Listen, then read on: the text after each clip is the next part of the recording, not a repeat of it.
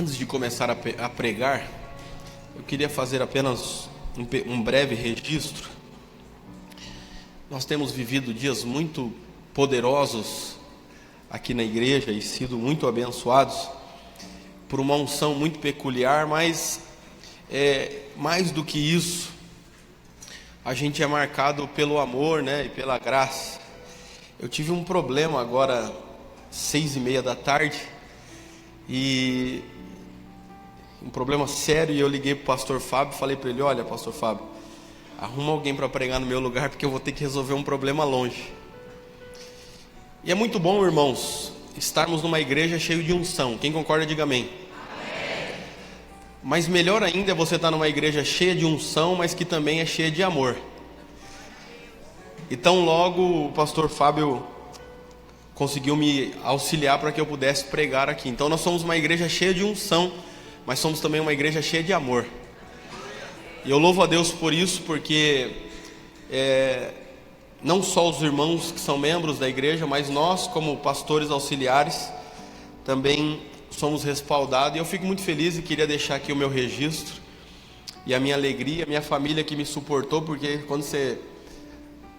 eu não vi a hora de dar 5 horas hoje, irmãos. Eu trabalho de sexta até às 5. Eu estava vendo no meu relógio que ia dar meia-noite, mas não ia dar 5 horas da tarde. E quando deu 5 horas, apareceu um problema. Eu estava tão feliz, falei: Jesus, glória a Deus, vai dar 5 horas, eu vou para casa, vai ser tudo bênção. Não foi nada disso. Mas eu louvo a Deus porque a gente sempre tem o respaldo da família e da igreja também, e isso facilita, irmãos, no momento da dificuldade. Porque nós precisamos ser facilitadores, não é verdade? E precisamos nos preocupar quando não somos. Queria apenas deixar meu registro, minha gratidão ao Fábio, pastor Fábio, pelo suporte, ao apoio, que é isso que o pastor André tem nos ensinado. Amém. Ficou registrado? Amém. Que fique registrado no seu coração.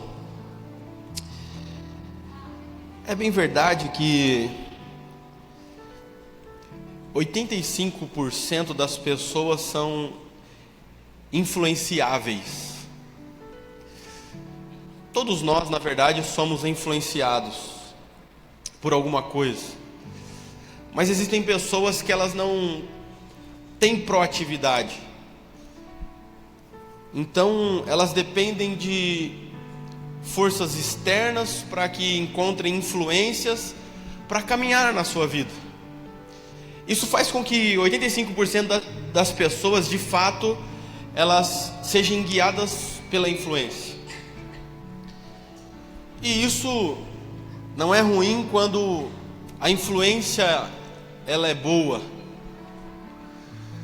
Não é um problema que todos nós, em algum momento, em algum tempo, vamos precisar sermos influenciados.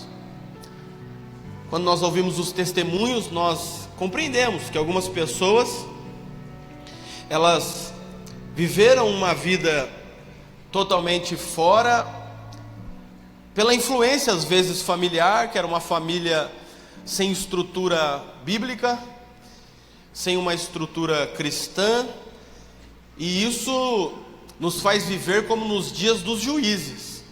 E como era nos dias dos juízes? Nos dias dos juízes, cada um fazia aquilo que lhe parecia bem. E quando cada um faz aquilo que lhe parece bem, cada um puxa a sardinha para o seu lado. E de alguma maneira, isso dá errado. Para alguém, pelo menos, vai dar errado. E isso vai fazendo com que nós vamos vivendo através de influências dos amigos ou de familiares que, quando crescemos, como eu já disse, não nos dão uma estrutura bíblica. Na escola nós vemos o poder da influência. E enquanto eu vou falando, você vai pensando quanta influência a sua vida sofreu. E nós temos que tomar muito cuidado com o tipo de influência que nós estamos vivendo, ou que estamos tendo. Tem pessoas que estão passando por problemas conjugais, E aí então ela vai falar com uma pessoa do trabalho. Ela é crente, ela vem na igreja, ela dá o dízimo, ela participa da célula. Mas às vezes ela, na ânsia de tirar aquele problema de dentro do seu coração, daquela ansiedade, ela vai consultar uma pessoa ímpia e a pessoa vai dizer: olha, eu de você trocava o seu marido de 40 por 2 de 20. E é assim que as pessoas estão fazendo. É verdade que nós estamos vendo isso chegando dentro da igreja. É uma pena que o divórcio se tornou uma prerrogativa dentro da igreja. Jesus, quando vai falar sobre isso no capítulo 18 de Mateus, ele vai dizer que isso se dá pela dureza do coração do povo. Mas ele vai dizer em Malaquias que ele abomina, que ele odeia o divórcio.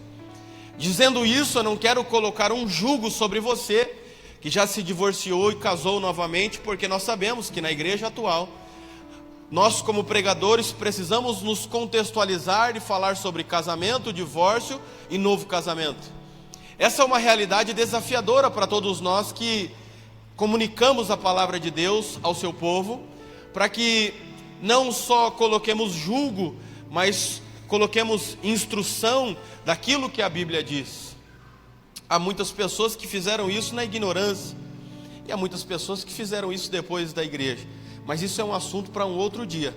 Mas se você pediu perdão dos seus pecados, é importante que você saiba que em suma, se você se arrependeu dos seus pecados, você foi perdoado deles, e Deus te dá uma nova oportunidade de você viver, e que você seja feliz nesse tempo que você está vivendo.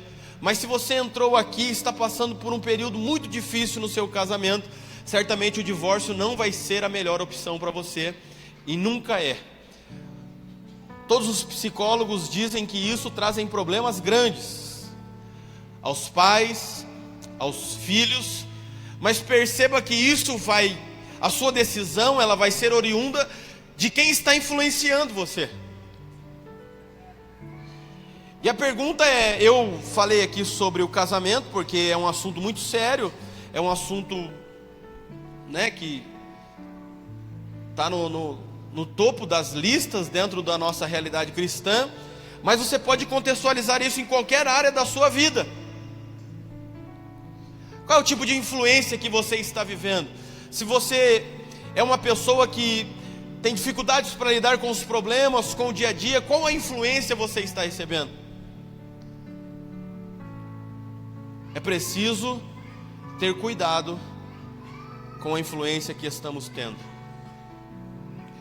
Isso pode nortear a sua vida para todas as promessas que Deus tem para você, como pode nortear você para muito distante de Deus.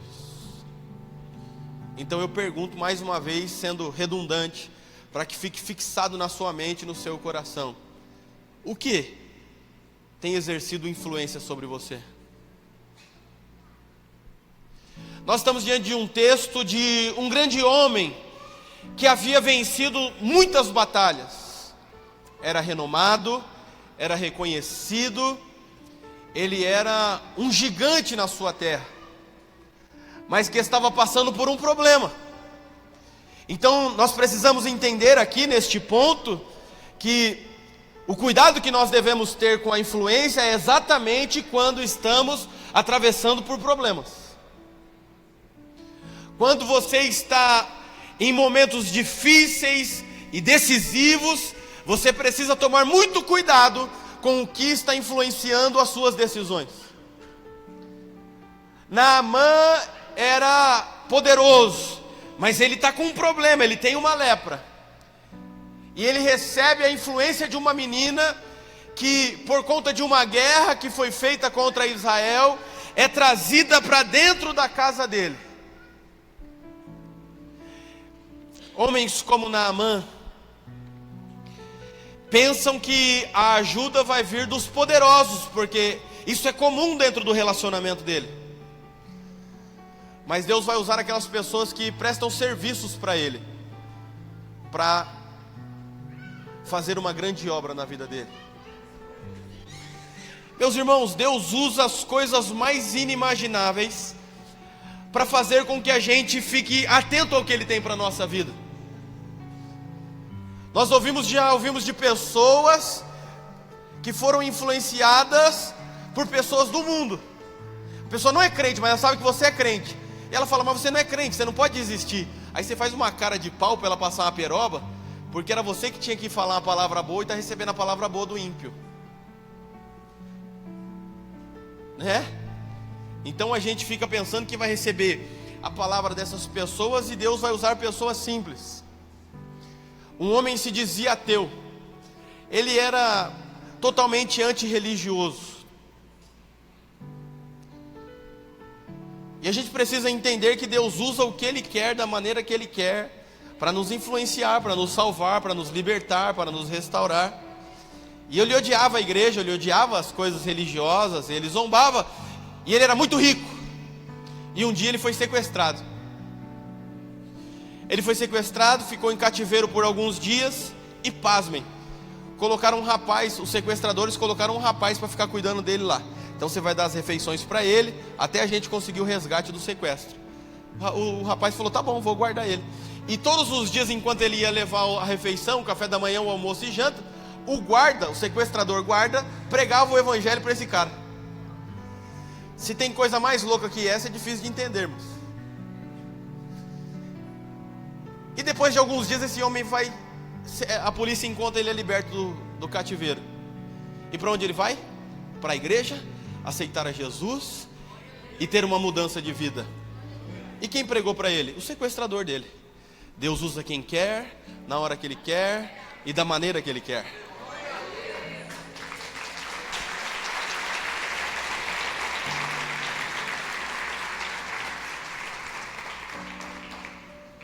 Deus promove uma guerra enorme, só para colocar uma menina dentro da casa de Naamã.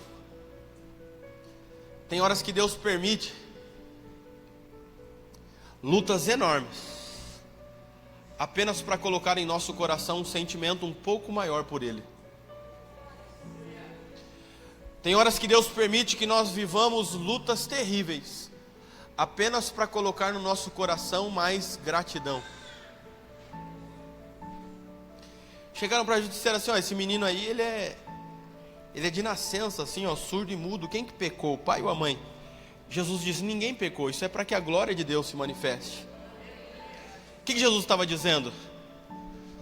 Que aquele rapaz era menos? Não. Ele estava dizendo, é para que todo aquele que veja esse menino, que ouve e que fala, seja pelo menos grato por isso. É assim que você louva a Deus. Quem aqui acorda bem cedo? Nem saiu o sol ainda e já acorda, levanta a mão. Nem vou perguntar quem acorda meio-dia para não ficar feio. Geralmente acorda cedo.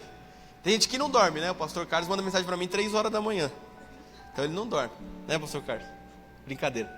O pastor Fábio também não dorme, que ele me manda mensagem 3 horas da manhã. Mas quem acorda bem cedo sabe que quando você vai raiando o sol, o passarinho está cantando. Quem já ouviu o passarinho cantando de manhã? Você sabe por que ele canta bem cedo ou não? Ele canta bem cedo porque logo que ele acorda, o sol vai sair, ele já começa a adorar a Deus. Porque se ele não adorar a Deus bem cedo, quando for meio-dia, Deus não vai prover a minhoquinha dele. Então logo cedo ele está cantando, dizendo, Senhor, eu dependo de Ti, eu creio em Ti, eu sei que a minha minhoquinha vai estar pronta na hora do meu almoço. Então eu já vou começar a adorar logo cedo. E ele já vai adorando logo cedo, porque ele sabe que Deus já promoveu o dia dele.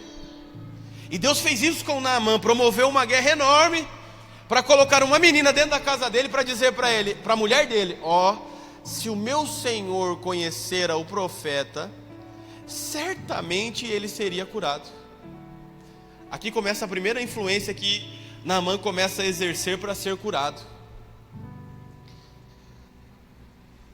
Muitas vezes as pessoas, elas estão vindo na igreja e vivem dias como nós vivemos aqui, de uma unção extraordinária, mas quando chega no seu dia a dia e as dúvidas começam a bater, mesmo vindo à igreja, elas ainda têm coragem de abrir o jornal na página do horóscopo. E a gente ri, mas isso está acontecendo no nosso meio. Muitas vezes as pessoas, elas vão atrás de querer saber o futuro delas, E a minha pergunta para você é melhor você saber o que vai acontecer com você no dia de amanhã, ou você saber que o seu amanhã está na mão de Deus? Responda para você mesmo. Há tanta curiosidade quanto o nosso dia de amanhã, e nós devemos confiar simplesmente no fato de que o nosso amanhã está nas mãos dele. E quando você está recebendo influências de que busque a Deus, ore, mas já estou fazendo tudo isso, continue fazendo que vai dar certo. Mas eu já estou orando, já estou lendo a Bíblia e nada mudou ainda. Quem muda é Deus, você só precisa fazer o que você tem que fazer. Continue fazendo isso. Mas eu acho que só isso não dá. Eu vou fazer uma fezinha na loteria, porque vai que dá certo. Naamã chega até a casa do profeta. O profeta, diga para ele no rio se banhar e mergulhar 7 vezes. E diz que ele reclamou, porque ele falou: olha, ele não podia me mandar para Abana e Farfar, que em Damasco, melhores do que as águas de Israel. Será que não poderia lavar-me neles e ser purificado? E o verso 12 vai terminar: e foi embora dali furioso. E por que ele foi furioso? Porque muitos de nós somos como a geração de Naamã. Quando manda orar e jejuar, a gente fica bravo, porque parece que é muito pouco e não vai ter solução. Não, mas eu quero alguém que dê um chute em mim e que ministre uma unção extraordinária, um labachúrias que vai tirar todo o meu problema na hora. Nós somos a geração que gosta de fazer as coisas difíceis. Então as pessoas muitas vezes elas preferem destruir o joelho delas pagando promessa, porque foi assim que a gente aprendeu. Tem pessoas que pensam que tem que fazer um monte de coisas enquanto Jesus já fez por nós. Paulo vai escrever aos Gálatas e ele é veemente dizendo: ó, insensato Gálatas, quem foi que vos tirou da graça que vocês estavam vivendo? E por que Paulo está escrevendo isso para os Gálatas? Porque o sacerdote da época, eles estavam tendo prejuízos enormes, porque eles não levavam a religião ou o judaísmo como de fato uma comunhão com Deus, mas era um negócio para eles.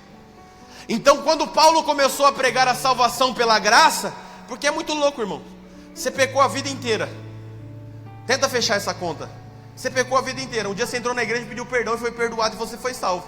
É um negócio muito louco, irmão. É ou não é? Você chegou aqui e falou: eu fiz tanta coisa errada na vida, cheguei na igreja, levantei a mão, acreditei com o meu coração, confessei com meus lábios e já estou salvo? Já está salvo. É fácil assim. É fácil para você que não foi crucificado lá na cruz do Calvário. É fácil para mim que não sofremos o que Jesus sofreu. Mas de fato é fácil. Paulo vai tratar no livro de Gálatas, ele vai falar sobre o escândalo da graça. Porque a graça é um escândalo. Como assim? Ele morreu e pagou todo o preço por mim, e agora eu só preciso obedecê-lo? Sim, é isso, simples assim. Não, mas eu não preciso. Não, você só precisa obedecê-lo mesmo. Mas só orar vai resolver? Sim, só orar vai resolver. Mas eu já estou orando há alguns meses e não resolveu. Continua. Mas eu acho que eu tenho que fazer mais alguma coisa. Não, você não tem que fazer mais uma coisa. Você quer fazer o que Deus vai fazer, o que Deus tem que fazer? Porque nós temos a mania de muitas vezes dizer: Deus, eu entrego esse problema nas suas mãos, porque esse problema é muito grande. Aí a gente entrega nas mãos de Deus e diz: Deus, de fato eu estou entregando nas suas mãos. Mas aí Deus demora 1 mês, demora 2 meses, aí a gente pensa: acho que Deus está com muita... Deus deve estar com muito e-mail na caixa de entrada dele. Então Deus, o senhor está muito ocupado, esse aqui eu vou resolver. E aí quando a gente tenta resolver e ajudar Deus, a gente só enfia em roubada.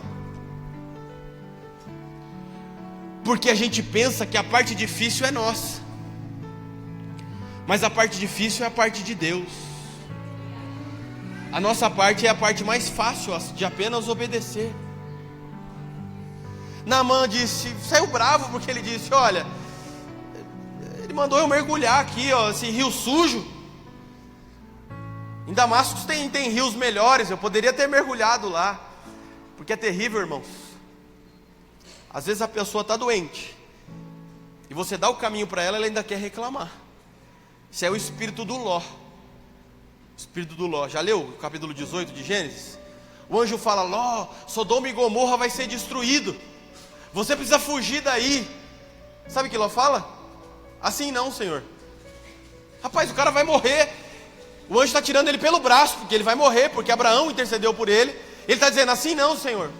Como não? Você quer ficar aqui, quer morrer? Senhor, está tão gostosinho aqui. E Deus dizendo: não, mas você precisa só obedecer, a sua parte é muito simples. E nós queremos ser a geração das coisas difíceis. Nós pensamos que temos que fazer as coisas mais difíceis do mundo para sermos aceitos pelo nosso Deus, conquanto Ele só quer a nossa obediência. Apenas a nossa obediência. Mas nós somos influenciados pelo contexto que nós estamos vivendo, pelas dificuldades financeiras, pelo problema conjugal. Então nós pensamos que temos que tomar a direção de tudo, e nós deixamos a oração para tentar agir de maneira que a gente vai fazer com que as coisas funcionem, mas elas só funcionam quando nós estamos em oração. Elas só funcionam por meio da oração. E então, Naamã, quando ele vai sair bravo, os seus servos dizem para ele: meu senhor, se ele tivesse te pedido uma coisa difícil, o senhor faria. Vê? Ele queria fazer a coisa difícil, a coisa fácil ele não queria fazer. Era só mergulhar 7 vezes, mais nada. Ele não precisava fazer mais nada, irmãos. É só vir à igreja e eu vou ser transformado? Sim. Se está começando a vir à igreja agora, sim, é só você vir aos cultos, é só você ouvir a palavra, e é a palavra que vai transformar você, porque você não consegue se transformar sozinho.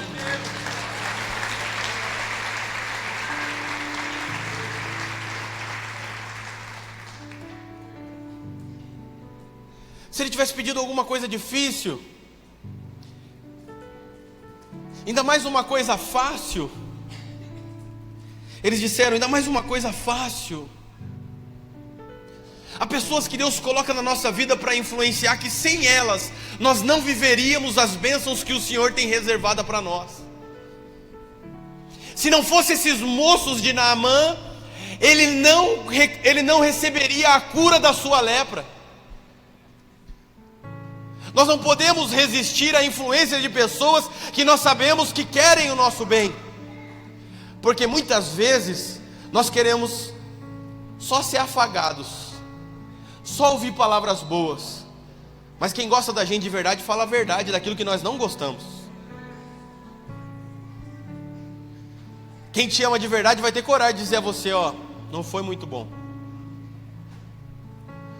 Quando eu não vou muito bem, meus irmãos, termino de pregar e não vou muito bem, eu termino de descer, minha esposa fala: hoje você podia ter ficado em casa assistindo pela internet.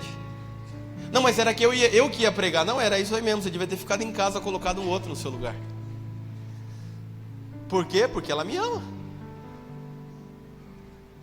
As pessoas que nos amam vão sempre nos colocar em confronto. Eles colocaram Naamã em confronto, dizendo: olha, Naamã, se ele tivesse te pedido uma coisa difícil, você faria. Vai logo. É tão pouco para receber a sua cura. É tão pouco, meu irmão, é tão pouco, minha irmã, para o seu casamento ser restaurado, e você está preferindo pensar em tantas outras coisas, em outros tempos que foram bons. E tem alguém no teu pé dizendo: o seu casamento pode ser restaurado, a sua empresa pode ser restaurada. Todos os dias o diabo levanta e ele quer fazer você acreditar que tudo vai dar errado. Ele vai colocar pessoas, ele vai colocar notícias, ele vai fazer com que você pense que tudo vai acabar mal. Mas eu gosto do que está escrito no Salmo 112, versículos 6, 7 e 8. Dá para colocar aqui, Joey? 112, Salmo 112, versículos 6, 7 e 8. Pois ele nunca será abalado, o justo ficará em memória eterna. 7. Não temerá as más notícias, o seu coração está firme confiando no Senhor. 8. O seu coração está bem firmado, ele não terá medo, até que veja cumprido o seu desejo sobre os seus adversários. Parafraseando o Salmo 112, o justo nunca vai ser abalado, porque ele confia em Deus e ele nunca vai ser esquecido. Calma. O verso 7 diz: ele não teme as más notícias, porque o seu coração está firme no Senhor. O que o verso 7 está dizendo é que o nosso coração é tão influenciado por Deus, que não adianta o diabo vir trazer o jornal de ontem, que as informações e as notícias que ele trouxerem não vai nos fazer mudar, porque o nosso coração está firme, influenciado por aquele que nos salvou, perdoou, nos limpou e nos fez uma nova criatura. Com isso, não importa as notícias que nós temos recebido, não importa as notícias da sua empresa, não importa as notícias dos seus filhos, não importa, o seu final vai ser um final de bênção, porque o seu coração vai sair daqui firme no Senhor. Parecia que ia dar tudo errado, parecia que ia lascar com tudo, desculpa a palavra, mas o Senhor está firmando o seu coração, e essas notícias não vão te perturbar. Eu posso sentir o Espírito Santo dizer ao meu coração: há pessoas que entraram aqui perturbadas com notícias que receberam, mas você entrou aqui para Deus colocar por terra essa perturbação dessas notícias que estão tirando a sua paz. O inimigo está querendo roubar a sua alegria, ele é um ladrão de alegria, mas o Senhor está firmando o seu coração, e essas notícias serão pequenas diante de todas as promessas que o Senhor tem dado a você. Naamã está diante da cura dele, mas ele está querendo questionar o rio que ele vai descer. Meu irmão, se a cura depende disso, pouco importa, vai de cabeça. Se você estiver fora da direção de Deus na sua vida, no seu namoro, no seu trabalho, recue. Mas se você estiver na direção de Deus, acelere o passo e mergulhe de cabeça. Quem tem a direção de Deus precisa de uma vez por todas mergulhar de cabeça nessa direção. O que todos nós desejamos é uma direção. Naamã recebe a direção: vá e mergulhe no rio, mergulhe no Jordão. Ele tem a direção. Ele já devia sair correndo e dizendo: eu vou buscar a minha cura. Você tem a direção, vem à igreja, o seu casamento vai ser restaurado, você vai ter paz novamente, o perdão dos seus pecados, e você está questionando se deve vir ou não. Não, você precisa mergulhar nisso de cabeça. Deus está usando pessoas para influenciar você, para trazer para esse ambiente de cura, de milagre, de transformação. É óbvio que o diabo vai querer trabalhar contrário. E se você permitir ele trabalhar contrário, você não vai receber as bênçãos que Deus tem para você. E isso não é uma palavra de maldição, isso é uma realidade. Porque se você ler o capítulo 4 de Lucas, versículo 27, vai estar escrito: na época do profeta Eliseu, haviam muitos leprosos, e nenhum deles foi curado, a não ser Naamã, o sírio. A grande verdade deste texto é que se esses moços não tivessem parado para falar e para confrontar Naamã, ele também não seria curado. Você sabe por que você está sendo confrontado? Porque Deus tem interesse e desejo em te curar. Sabe por que Deus está usando pessoas para te confrontar? Você está perdendo a vontade de vir à igreja. Deus sabe que você está perdendo a vontade. Deus sabe que está sendo uma luta para você, então Ele coloca pessoas do seu lado para te confrontar. Por quê? Porque Ele sabe que se você permanecer, você vai ser curado. Esse problema da sua alma, essa dor na sua alma vai sair. E o diabo quer te manter cativo no sofrimento, mas Deus quer te colocar em liberdade. E é por isso que Ele está usando pessoas para influenciar você, para que você mergulhe. Mas já tentei uma vez, vai a segunda. Na segunda eu tentei, não deu, vai a terceira. Naamã está debaixo de influência, ele dá o primeiro mergulho, nada. O segundo, não aconteceu nada. O terceiro, não aconteceu nada. Mas existe alguém, quando ele sai, ele olha para os moços e diz: não adianta eu querer brigar com esses rapazes, que eles não vão deixar enquanto eu não dar os 7 mergulhos. Não é assim? Você fala: não vou mais na igreja. Quando você fala não vai mais na igreja, aquele irmão está bem na porta da sua igreja tocando a campainha. Você fala: não vou, ele está lá: não, vou te esperar aqui. Naamã estava assim: como é que eu vou fazer para me livrar desses camaradas? Ele olhava para eles e dizia: meu Jesus, já mergulhei 2, nada, vou ter que mergulhar a terceira, porque olha a cara deles. Se eu sair daqui, eles vão falar alguma coisa. E nós, por sua vez, precisamos ser assim também, irmãos. Precisamos assumir a responsabilidade de influenciar as pessoas. O que nos falta muitas vezes é autoridade de influenciar as pessoas. O negócio está mal, você tem que ter autoridade para dizer, mas Deus vai reverter isso. Quantas vezes nós já não vimos Deus restaurando casamentos? Quantos irmãos nós já não vimos que receberam cesta básica da igreja? Isso em toda a história da nossa vida. Quantas vezes nós já não vimos histórias de irmãos que recebiam cesta básica da igreja e depois de alguns anos chegou de carro importado na igreja? Por quê? Porque Deus é um Deus que muda situações. Então continue influenciando essa pessoa. Está passando um momento difícil, influencie ela, porque em algum momento Deus vai mudar a vida dela. E Naamã dá o quarto e quando ele levanta nada e olha para os meninos e diz, vocês não vão desistir não? Deixa eu ir embora, não vai dar em nada. Porque tudo que você vai fazer para Deus, porque tudo que você for fazer na direção de Deus, porque tudo que você fizer na orientação de um servo de Deus, o diabo vai querer dizer a você que não vai dar nada certo, está vendo? Já tentou uma vez, já tentou duas, já tentou três, já tentou quatro, não deu nada certo. Ele sempre quer ser contrário ao que Deus fala. Essa é a história dele. Ele chega para Eva e diz, Eva, você viu que fruto bonito? Estou aqui agora conjecturando, não está escrito literalmente assim. Ela disse, sim, mas Deus disse que eu não posso comer. E de fato, irmãos, a Bíblia não vai dizer isso claramente, mas a serpente estava encontrando dificuldades, pastor Luiz, para convencer a Eva de comer. Então ela teve uma ideia. Ela falou, como é que eu vou fazer para Eva comer? Ela disse, Eva, se você comer, emagrece. Tem duas palavras, irmãos, que é chave para a mulher. Eu já falei aqui uma vez: promoção e emagrece. Brincadeira, isso não está nada na Bíblia, foi só para você rir. Mas por que a serpente disse para ela, se você comer, Deus disse, se você comer, certamente você morrerá. A serpente só colocou a palavra não, ela usou as mesmas palavras de Deus. Se você comer, certamente você não morrerá. Por que a serpente disse isso? Porque ela quer saber o quanto você conhece de Deus.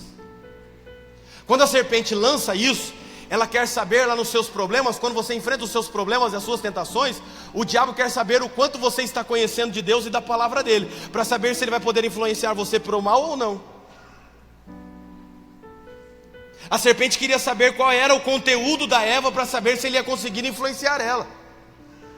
Porque o que o diabo quer saber é o quanto nós conhecemos de Deus, porque ele sabe que alguém que conhece a Deus como Jó, pode perder os filhos, pode perder o dinheiro, pode perder a saúde, mas ele diz, ele sempre vai dizer, eu sei que o meu Redentor vive e que ele virá. Pode ser na enfermidade, mas você está adorando. Pode ser no problema financeiro, você está adorando. Problema conjugal, você está adorando. Por quê? Porque você conhece ao Senhor, você anda com Ele, e Ele é mais importante do que qualquer outra coisa na sua vida. E quando é assim, você diz, o meu Redentor vive e ele virá. E o diabo vai dizer a você, mas hoje é sexta-feira, já passaram anos e ele não veio. Mas o seu coração está firme, você vai dizer, mas ele virá. Ele não veio hoje, mas vai vir amanhã. E se ele não vir amanhã, ele vai vir depois de amanhã. E se ele não vier, um dia ele vai vir. Quanto a mim, continuarei esperando e dizendo, eu sei que o meu Redentor vive e que ele virá.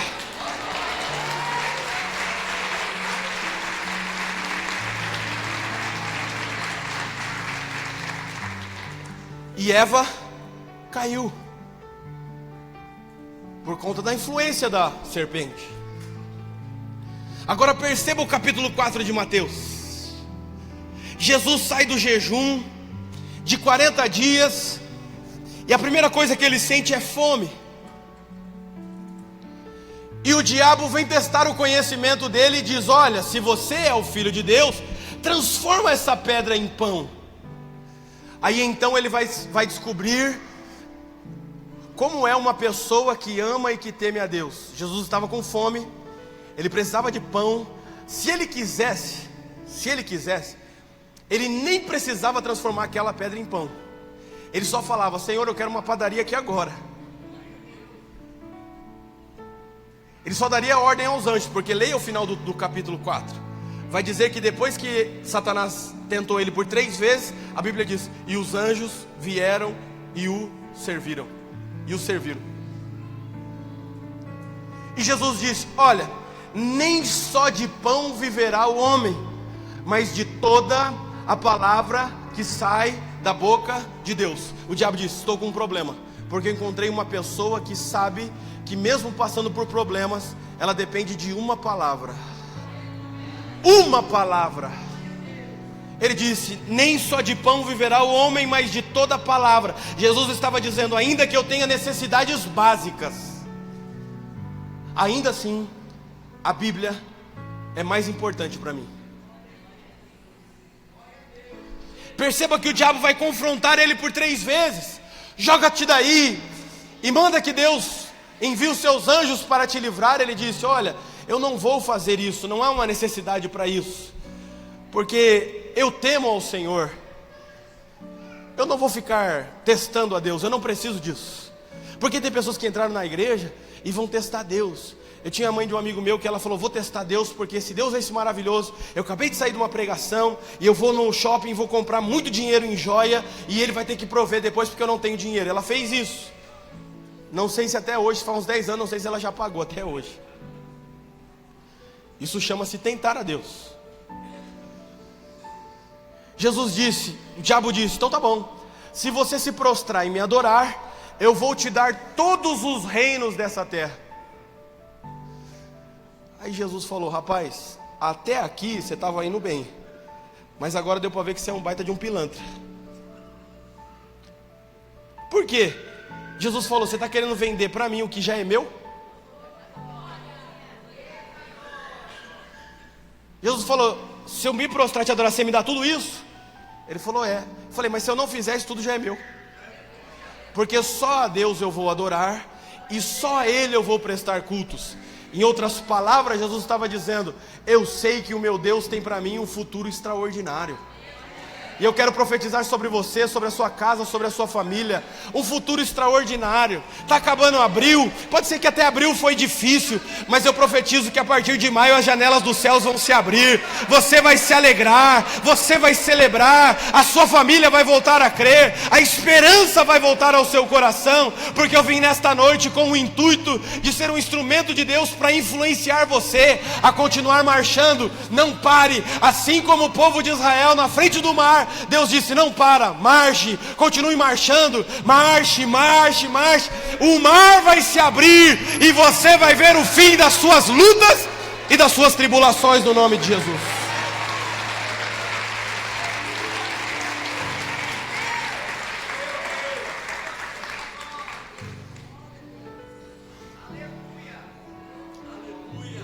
Se nós estamos aqui é porque Deus usou algumas pessoas para nos influenciar.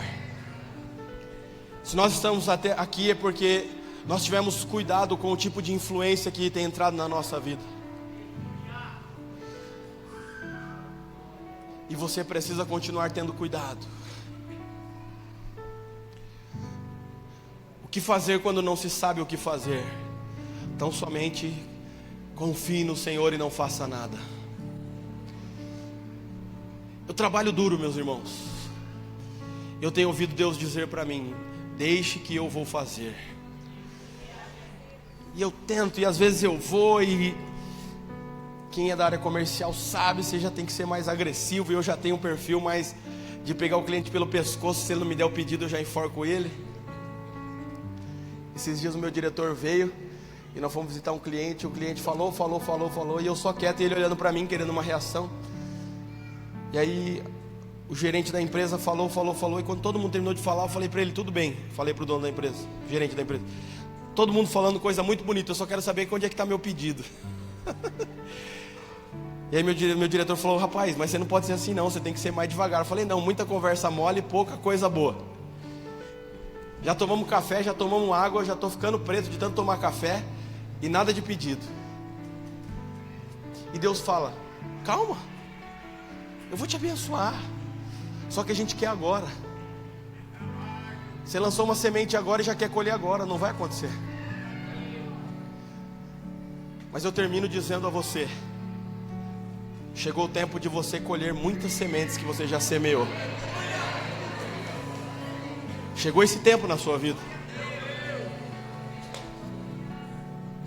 Porque Naamã, quando mergulhou pela 7ª vez, ele saiu diferente. Olha bem para mim.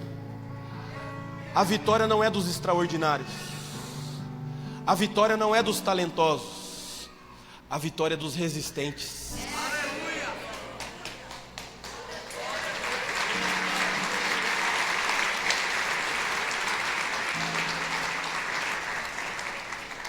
E eu termino aqui efetivamente. Talvez você diga: não tenho currículo, não estudei, não isso, não aquilo. Ainda assim, o Senhor vai abençoar a você. Eu não estou fazendo apologia à não preparação, muito pelo contrário.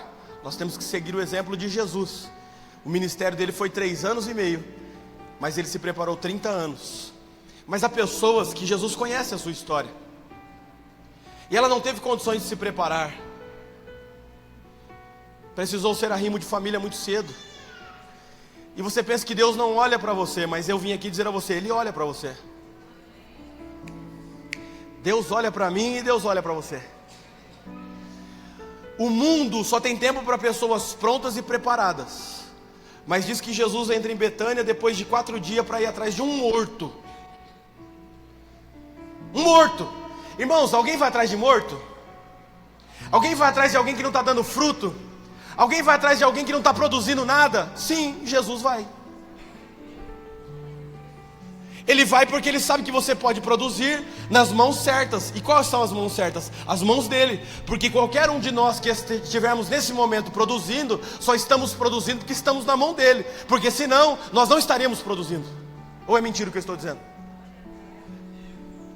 Então essa palavra é para você, Lázaro, que parece que não tem vida. Jesus está vindo ao seu encontro e Ele vai te ressuscitar. Naamã, sua lepra acaba hoje. Ele viu todos os seus mergulhos. E você que entrou aqui nessa noite é o seu 7º mergulho. Fique de pé que eu quero orar. Eu já passei do horário, agora que eu vi.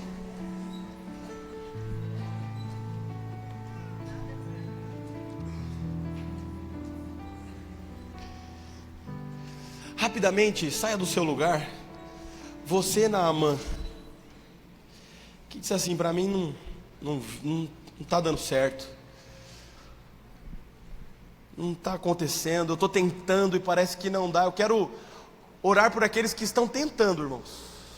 Aqueles que já mergulharam, você pode estar até desanimado, mas você continua tentando. Saia do seu lugar que Deus vai renovar a sua força. Deus vai dar uma unção de Caleb aqui. Diz que Caleb esperou 45 anos. E ele diz, a minha força é a mesma. Para entrar e para sair. Venha. É noite de cura. É noite de transformação. É noite de restauração. Venha. Essa lepra não vai ficar aí. É noite de cura.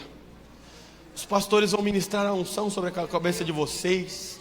E vocês vão receber a unção, a renovação e a cura, independente da área da sua vida. Então somente não desista, continue firme, continue forte. O Senhor vai te curar. Com a mão no teu coração, comece a orar e ser muito sincero com o Senhor. E diga, Deus, eu tenho tentado, eu tenho me esforçado. Às vezes dá vontade de parar, mas eu não vou parar. Eu vou mergulhar 7 vezes até ser curado. No primeiro eu já estava querendo parar, Senhor, mas nesta noite o meu coração se abre. Eu recebo a influência do Espírito Santo. O meu coração está firme no Senhor, eu não vou temer as más notícias. Deus, eu oro pela vida dos seus filhos, assim como cada pastor que impõe as mãos sobre a vida deles. É porque o Senhor os ama. É porque... No nome de Jesus eu declaro a tua cura, o teu poder, Senhor, sobre a vida dos teus filhos. Faz a tua obra nessa noite e manifesta o teu poder. Pela fé posso clamar, pela fé posso enxergar, pela fé posso tocar. pela fé.